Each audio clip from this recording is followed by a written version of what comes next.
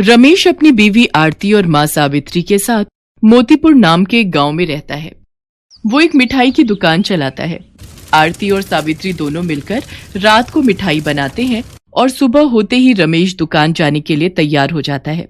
अरे आरती, जल्दी करो, दुकान पर जाने का समय हो गया है। हाँ हो गया, ये लीजिए। आरती मिठाई लाकर देती है और रमेश एक बैग में वो सब लेकर दुकान के लिए रवाना हो जाता है और दुकान पहुंचते ही देखता है कि दुकान के बाहर लोगों की लाइन लग चुकी है। अरे भाई रमेश, अरे भैया कहाँ रह गए, इतनी देर है। ठीक है, मुझे 100 रसगुल्ले चाहिए, जल्दी दे दो भैया। हाँ, मुझे भी 20 रसगुल्ले चाहिए, रमेश कहता है। देता हूँ, दुकान तो खोलने दो पहले। रमेश दुकान खोलकर सभी को रसगुल्ले देने लगता है और कुछ ही देर में उसकी सारी मिठाइयाँ खत्म हो जाती हैं।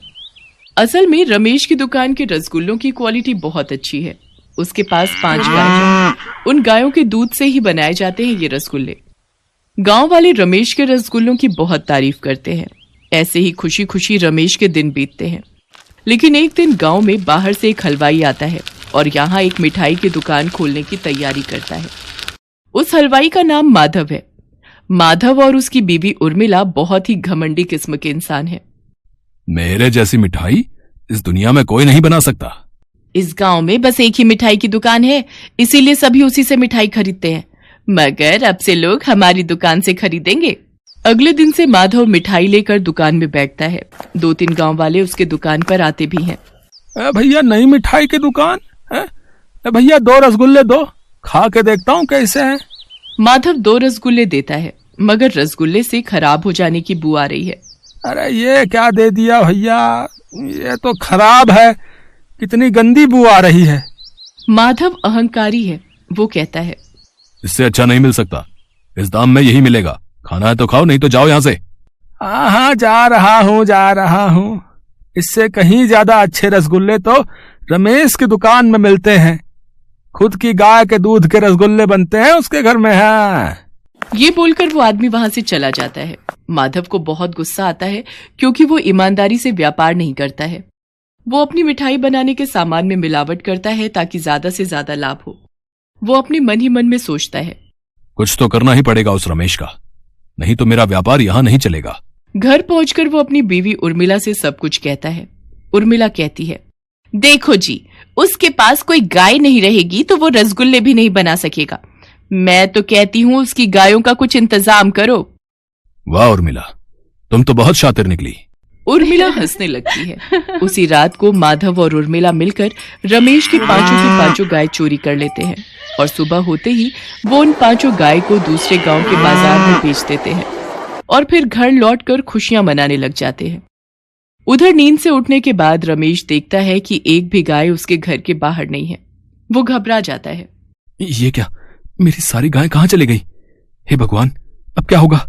रमेश की आवाज सुनकर आरती और सावित्री भी घर के बाहर चले आते हैं।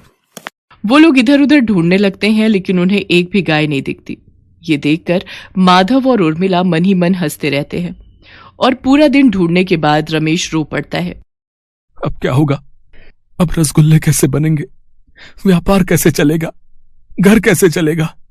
तीनों रोते रहते हैं और फिर रमेश बचे खुचे रसगुल्ले बेचने के लिए दुकान में चला जाता है। माधव उसके पास आता है और कहता है, क्या रे रमेश, चला आया रसगुल्ले बेचने? ठीक है, बेच ले, आज ही तो लास्ट है। कल से इस गांव में सिर्फ मेरे रसगुल्ले बिकेंगे। रमेश को पता चल जाता है कि माधव ने ही गायों के साथ कुछ किया है, लेकिन उसके पास कोई सबूत नहीं है। वो करे भी तो क्या करे। माधव वहां से चला जाता है। उधर कुछ देर बाद माधव की दुकान में एक बूढ़ी औरत आती है। वो बूढ़ी औरत कहती है, बेटा, मैंने पिछले 1 हफ्ते से कुछ भी नहीं खाया है। मेरे पास पैसे नहीं है। क्या तुम मुझे कुछ रसगुल्ले खिला सकते हो? अरे जाओ यहाँ से, मैं फोकट में किसी को कुछ नहीं खिलाता, चलो। ये सुनकर माधव उस बूढ़ी औरत को भगा देता है। वो बूढ़ी औरत रमेश के पास जाती है और उससे भी रसगुल्ले मांगती है। रमेश के पास ज्यादा रसगुल्ले नहीं है। कल से वो रसगुल्ले बना भी नहीं सकता, मगर फिर भी बूढ़ी औरत को देखकर उसके मन में दया होती है। वो उस औरत को कुछ रसगुल्ले खाने के लिए देता है। ये लीजिए माँ जी, खा लीजिए। वो औरत खाने लगती है। खत्म हो जाने के बाद और भी मांगती है।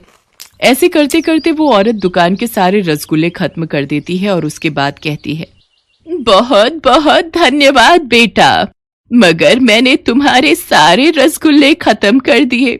कोई बात नहीं माँ जी। नहीं बेटा, इसके बदले मैं तुम्हें कुछ देना चाहती हूँ। ये बोलकर वो औरत अपनी पोटली से एक छोटा सा पेड़ निकालती है और कहती है, ये लो बेटा, ये पेड़ जादुई है, इसमें पानी देने से कमाल हो जाता है। रमेश वो पेड़ ले लेता है। वो खाली हाथ घर लौटता है। उसके पास सिर्फ वो पेड़ है। वो अपने बगीचे में पेड़ को लगा देता है और उसमें पानी डालने लगता है। जैसे ही वो पानी डालता है वैसे ही एक चमत्कार हो जाता है। वो पेड़ बड़ा हो जाता है और उसकी डालियों में रसगुल्ले आ जाते हैं। रमेश आश्चर्यचकित हो जाता है। वो तुरंत अपनी बीवी और माँ को बुलाता है। तीनों मिलकर सारे रसगुल्ले इकट्ठा करते हैं और उसके बाद पेड़ फिर से छोटा हो जाता है। ये तो गजब ही हो गया। वो बूढ़ी औरत साक्षात देवी माँ है। वो तेरी परीक्षा ले रही थी। तूने बिना कुछ सोचे समझे उन्हें खिलाया, इसीलिए उन्होंने तुझे ये वरदान दिया है। रमेश खुश हो जाता है और अगले दिन सुबह रसगुल्लों के साथ दुकान पहुंच जाता है। दुकान के सामने भीड़ लगी हुई है। आज सब लोग रसगुल्ले खाकर और भी ज्यादा तारीफ करने लगते हैं। भाई वाह, आज तो डबल कमाल कर दिया भैया रमेश है। आज के रसगुल्ले तो कुछ ज्यादा ही स्वादिष्ट है भैया। सब लोग रसगुल्ले खरीद कर चले जाते हैं। एक आदमी माधव की दुकान के सामने से रसगुल्ले लेकर जा ही रहा होता है कि तभी माधव उसे बुलाता है। अरे अरे ओ, सुनो, तुम्हें रसगुल्ले कहाँ से मिले? क्यों भाई, हैं? रमेश की दुकान से? तुम्हारे रसगुल्लों से तो लाख गुना अच्छे हैं। ये बोलकर वो आदमी चला जाता है। माधव चिंता में पड़ जाता है। रमेश के पास तो गाय भी नहीं है, फिर उसने रसगुल्ले कैसे बनाए? ये सुनकर उर्मिला भी चिंता में पड़ जाती है और वो दोनों रात को चुपके से रमेश के घर के बाहर जाकर खड़े हो जाते हैं। रात को रमेश उस जादुई रसगुल्ले के पेड़ पर पानी डालता है और वो पहले की तरह बड़ा हो जाता है और उसकी डालियों में रसगुल्ले आ जाते हैं। ये देखकर माधव और उर्मिला की आंखें बड़ी हो जाती हैं और वो पेड़ फिर से छोटा हो जाता है। रात को जब रमेश सो जाता है तब माधव चुपके से बगीचे में घुसता है और उस पेड़ को उठाकर वहां से भाग जाता है। माधव और उर्मिला अपने घर पहुंच जाते हैं और उस पेड़ को अपने बगीचे में लगा देते हैं। अब ये जादुई रसगुल्ले का पेड़ मेरा है। अब मैं बहुत अमीर बन जाऊंगा। ये बोलकर माधव उस पेड़ पर पानी डालता है और वो पेड़ बड़ा हो जाता है। लेकिन असली रसगुल्लों की जगह उन डालियों में लोहे के रसगुल्ले आ जाते हैं और सारे रसगुल्ले एक एक करके माधव और उर्मिला के सर पर गिरने लगते हैं। दोनों दर्द से चिल्लाने लगते हैं। बचाओ बचाओ, कोई हमें बचाओ। मगर इतनी रात को उन दोनों को कौन ही बचाने आएगा। इसी तरह दोनों का देहांत हो जाता है और उन दोनों को अपने किए की सजा मिल जाती है। उधर वो जादुई पेड़ अपने आप रमेश के बगीचे में पहुंच जाता है और इसके बाद से रमेश उस पेड़ से रसगुल्ले लेकर बेचने लगता है और अपनी बीवी और माँ के साथ खुशी खुशी जिंदगी बिताने लगता है।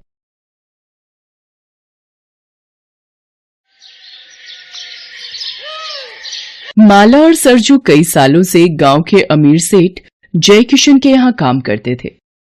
सरजू सेठ की फैक्ट्री में मजदूरी किया करता था और माला उसके घर के सारे कामकाज। सरजू और माला के दो बच्चे भी थे, बिंदिया और शिवा। सरजू और माला जितने ईमानदार और मेहनती थे, सेठ और उसकी बीवी सरिता उतने ही घमंडी और लालची थे।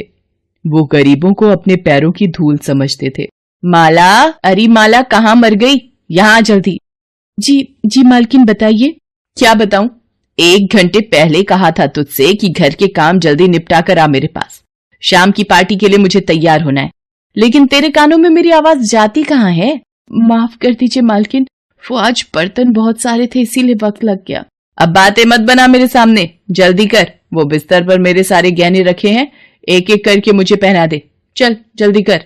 माला बिस्तर पर से गहने उठाने लगती है कि तभी सरिता उसे रोकते हुए कहती है, अरे सुन, रुक 1 मिनट। वो वाला हार तू मत छू से, मैं ही उठाती हूँ। सरिता एक ज्वेलरी बॉक्स उठाती है और फिर उसे खोलती है। उस बॉक्स में बड़ा ही सुंदर हीरों का हार था। उस हार की चमक देखकर माला ने कहा, वाह मालकिन, ये हार तो बहुत ही सुंदर है। आप बैठिए, मैं पहना देती हूँ आपको। नहीं, रहने दे, तू इसे हाथ मत लगाना, मैला हो गया तो। असली हीरो का हार है, खास आज शाम की पार्टी के लिए खरीदा है मैंने। तुझे दूर से देखना है तो देख ले, वैसे भी तूने अपनी जिंदगी में असली हीरे थोड़ी ही देखे होंगे कभी। ऐसा मत कहिए मालकिन, मेरे बाबा हीरो की खान में काम करते थे। बचपन में मैंने बहुत हीरे देखे हैं, वो भी बिल्कुल असली। रहने दे, मजदूरी करके खान से हीरे निकालना अलग बात है और उन्हें खरीद कर गले में पहनना अलग। चल अब बातें बनाना बंद कर और मुझे तैयार कर जल्दी से, वैसे ही बहुत देर हो गई है। माला चुपचाप सरिता को तैयार करने लगती है। ये सरिता की आदत थी।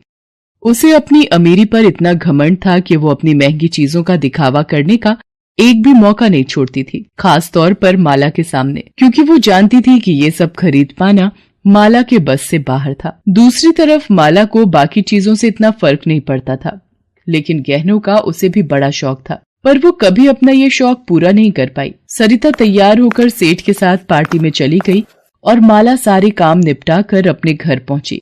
उसका उदास चेहरा देखकर सरजू ने उससे पूछा, क्या हुआ माला, आज क्या दिखाकर जलाया तुझे मालकिन ने? मैं किसी से जलती वलती नहीं हूँ, वो तो बस ऐसे ही। तू मुझसे झूठ नहीं बोल सकती माला, बता दे मुझे, अगर मेरे बस में हुआ तो मैं भी ला दूंगा तेरे लिए। क्या ला दोगे? वैसा ही हीरो का हार जैसा मालकिन पहनकर गई है पार्टी में। माला ये क्या कह रही है तू? इतनी बड़ी ख्वाहिशें कब से होने लगी तेरी? हाँ तो क्या बुरा है ख्वाहिश रखने में? सिर्फ पेट भरना ही जीवन का नाम है क्या? माला की आंखों में बेबसी के आंसू थे। वो गुस्से में घर की दहलीज पर आकर बैठ जाती है। तभी वहां एक बूढ़ी अम्मा आती है और अपना खाली कटोरा माला की तरफ बढ़ाते हुए कहती है, इस बुढ़िया के पेट की आग बुझा दे बेटी, भगवान तेरी हर इच्छा पूरी करेगा। खाना तो मैं दे दूंगी अम्मा, पर मेरी इच्छा पूरी करना शायद भगवान के बस की बात भी नहीं है। इतना कहकर माला घर के अंदर जाती है और कुछ ही देर में खाना लेकर वापस आती है। बूढ़ी अम्मा उससे खाना ले लेती हैं और फिर उससे कहती हैं, ऐसा नहीं है बेटी, भगवान चाहे तो क्या नहीं कर सकता। जैसे तूने इस वक्त खाना खिलाकर मेरी इच्छा पूरी की है, वैसे ही भगवान तेरी भी इच्छा जरूर पूरी करेंगे। बूढ़ी अम्मा अपने पुराने झोले में से कुछ निकालकर माला को देती है और कहती, ये ले बेटी, भगवान का प्रसाद समझकर रख ले। और हाँ, मेरी एक बात हमेशा याद रखना बेटी, इच्छा बस तब तक इच्छा रहती है जब तक वो पूरी नहीं हो जाती। असली इम्तिहान तो इस बात का है कि अपनी इच्छा पूरी हो जाने के बाद तू क्या करती है। इतना कहकर बूढ़ी अम्मा वहां से चली जाती हैं। माला अपनी मुट्ठी खोलकर देखती है तो उसमें कुछ बीज होते हैं जो बूढ़ी अम्मा उसे देकर गई थी। वो उन बीजों को सरजू के पास लेकर जाती है और उसे सारी बात बताती है। मुझे तो कुछ समझ नहीं आ रहा कि इन बीजों का करना क्या है, और न ही कुछ और जो वो अम्मा मुझसे कहकर गई। अरे इसमें इतना सोचना क्या है, बीज है तो इन्हें घर के पीछे जाकर बो दे, कुछ ना कुछ तो उग ही जाएगा। माला ऐसा ही करती है। घर के पीछे जो थोड़ी बहुत जगह थी उसके पास, वहां जाकर वो उन बीजों को मिट्टी में दबा देती है। कुछ ही दिनों में वहां कुछ पौधे उग जाते हैं, जिन्हें देखकर बिंदिया माला से कहती है, माँ देखो ना, घर के पीछे कितने सुंदर पौधे उगाए हैं, उनकी पत्तियां एकदम चमकीली हैं। माला तुरंत जाकर देखती है, वाकई उन पौधों की पत्तियां बिल्कुल अलग तरह की। अरे हाँ रे बिंदिया, ये तो वही जगह है जहां मैंने वो बूढ़ी अम्मा के दिए बीज दबाए थे। लगता है उन्हीं से ये पौधे उगाए हैं। तुम दोनों इन्हें तोड़ना मत, ठीक है? इन्हें थोड़ा और बड़ा होने दो, फिर शायद इनमें कोई फूल या फल भी आ जाए। उस दिन से माला उन पौधों की अच्छे से देखरेख करने लगती है। कुछ ही दिनों में वो पौधे काफी बड़े हो जाते हैं और उनमें बड़े ही सुंदर फूल भी उगने लगते हैं। फिर एक दिन तेज आंधी में एक पौधा टूट जाता है। ये देखकर सरजू माला से कहता है, माला ये पौधा तो टूट गया, लेकिन इसकी जड़ अभी भी ठीक है। ऐसा करता हूँ, इसे उखाड़ कर दूसरी जगह लगा देता हूँ, वैसे भी इन पौधों के लिए यहाँ जगह कम पड़ रही है। हाँ ठीक है, ये सही रहेगा। सरजू जैसे ही उस टूटे पौधे की जड़ उखाड़ता है, उसकी आंखें फटी की फटी रह जाती हैं। पौधे की जड़ में कई सारे चमकीले पत्थर लटक रहे थे। माला ने उन पत्थरों को छूकर देखा और फिर चौंकते हुए बोले, ये तो हीरे हैं जी, वो भी बिल्कुल असली। क्या कह रही है माला? अगर ये सच है तो? अगर नहीं जी, ये बिल्कुल सच है, ये असली हीरे ही हैं। अब समझ आई मुझे उन अम्मा की बात। सच में भगवान ने उन्हें भेजा था मेरी इच्छा पूरी करने के लिए। अब बैठे क्या हो, जल्दी करो, बाकी के पौधों को भी उखाड़ कर देखते हैं। माला और सरजू बाकी के पौधों को उखाड़ कर देखते हैं। सभी पौधों की जड़ें असली हीरों से भरी पड़ी थीं। उन दोनों ने उन पौधों के फूलों से और बीज तैयार किए और अब तो वो हीरों की खेती करने लगे। माला और सरजू के दिन फिर गए थे। उन हीरों ने उन्हें पूरे गांव में सबसे मालदार बना दिया था। अब माला सारा दिन गहनों से लदी रहती। अब वो दोनों किसी के नौकर नहीं बल्कि सबके मालिक बन गए थे। माला को बूढ़ी अम्मा की बात समझ तो आ गई थी, लेकिन अधूरी। अब सरिता की तरह माला को भी अपनी अमीरी पर घमंड होने लग गया था। एक दिन बाजार में, अरे सरिता कैसी हो? वैसे दिख तो गरीब ही रही हो। तुम्हारा ये हार कितना फीका है। मेरे हार की चमक के सामने तो ये कुछ भी नहीं। सरिता बिना कुछ कहे वहां से चली गई। माला की सारी इच्छाएं अब पूरी हो गई थी। उसके पास हीरों के खेत थे जो अपने आप में किसी अजूबे से कम नहीं था। फिर एक दिन, माँ जल्दी चलो माँ, देखो शिवा को पता नहीं क्या हो गया, वो उठ ही नहीं रहा। माला भागती हुई शिवा के पास पहुंची। वो जमीन पर बेहोश पड़ा था और उसके एक हाथ में एक बड़ा सा हीरा था। उसे देखकर माला ने गुस्से से पूछा, ये हीरा कैसे आया इसके पास? पता नहीं मालकिन, हमने तो खेत से लाकर बोरी यहीं रखी थी। पता नहीं कब शिवा बाबा ने ये हीरा निकाल लिया। ये तो साफ था कि शिवा ने खेलते हुए उस हीरे को अपनी जीभ से लगा लिया था, जिससे वो बेहोश हो गया। सरजू शिवा को तुरंत अस्पताल लेकर भागा। देखिए, हम बच्चे को बचाने की कोशिश कर रहे हैं, लेकिन उसकी हालत नाजुक है। अब भगवान ही कोई चमत्कार कर सकते हैं। डॉक्टर की बात सुनकर तो जैसे माला के होश ही उड़ गए थे। उसे तो अब जैसे हीरों से नफरत सी होने लगी थी। उसने तुरंत अपने शरीर से हीरों के सारे गहने उतारकर फेंक दिए और पास ही बने एक मंदिर में जाकर भगवान के सामने जोर जोर से रोने लगी। हे भगवान, इतनी बड़ी कीमत मत लीजिए मुझसे। मुझे कुछ नहीं चाहिए। मैं हर परेशानी के साथ जी लूंगी, लेकिन अपने बच्चे के बिना नहीं जी सकूंगी मैं। माला मंदिर की दहलीज पर सिर रखकर जोर जोर से रो रही थी। तभी उसे अपने कंधे पर किसी का हाथ महसूस हुआ। उसने पलटकर देखा तो सामने वही बूढ़ी अम्मा खड़ी थी, जिन्होंने उसे पहली बार वो बीज दिए थे। माला बूढ़ी अम्मा के पैर पकड़ते हुए बोली, अम्मा मुझे कुछ नहीं चाहिए। मेरी बस एक ही इच्छा है, मुझे मेरा बच्चा वापस चाहिए अम्मा, और कुछ नहीं चाहिए मुझे। मैंने कहा था ना बेटी, इच्छा बस तब तक है जब तक वो पूरी ना हो जाए। लेकिन सच ये भी है कि बिना इच्छाओं के इंसान के जीवन का भी कोई मोल नहीं है। तो चिंता मत कर, आज तेरा दिल पहले की तरह साफ है, तो भगवान तेरी इच्छा जरूर पूरी करेंगे। ये ले, ये भगवान का प्रसाद अपने बच्चे को खिला दे जाकर। बूढ़ी अम्मा फिर से कुछ बीज माला को देकर वहां से चली गई। माला ने तुरंत जाकर उन बीजों का रस शिवा के मुंह में डाल दिया। देखते ही देखते शिवा को होश आ गया। वो अब बिल्कुल ठीक था। माला बहुत खुश थी।